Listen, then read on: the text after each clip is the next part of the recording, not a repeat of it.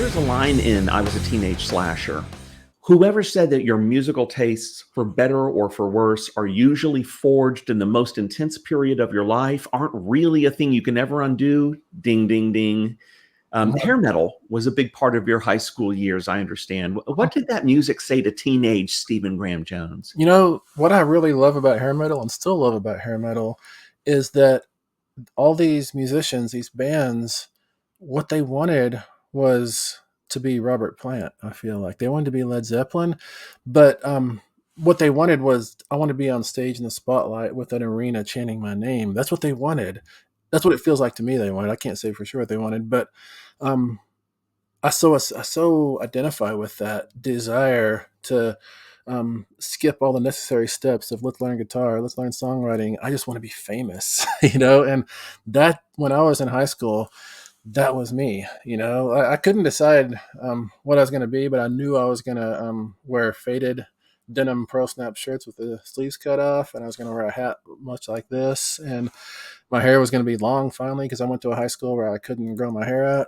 Man, Vince Neil, Brett Michaels, all them, Cinderella Kicks, Tesla, they were speaking and singing my heart up there on stage, and it just felt so authentic and so real to me.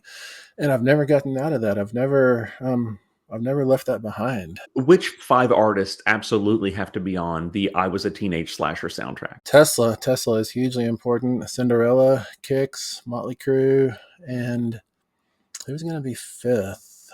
I think it's going to be Faster Pussycat. Yeah. Really? Okay. What was their big hit that people would recognize? Oh, House of Pain is the ballad that has forever spoken to me so deeply. It's about that kid growing up, always waiting on the porch for his dad to get home. His dad never gets home. I think there's even a playlist on Spotify. Writing I Was a Teenage Slasher, usually I use a single playlist for all of my novels. I found that for Teenage Slasher, I had to use three separate playlists that I already had built. I had hair metal, hair ballads, and then like hair spillover, hair extra, I called it. And I found that when I was writing Tolly in 1989, the main playlist, hair metal, worked.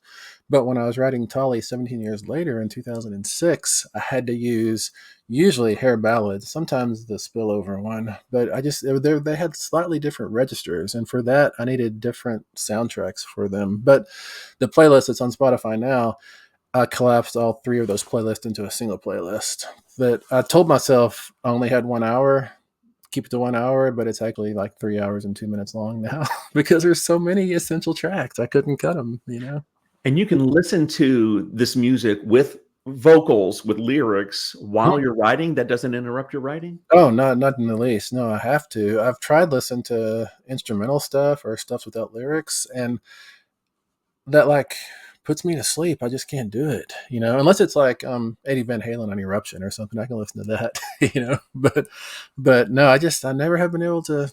I need the lyrics, I need these people dreaming out loud, I Was a Teenage Slasher by Stephen Graham Jones in bookstores everywhere, July 16.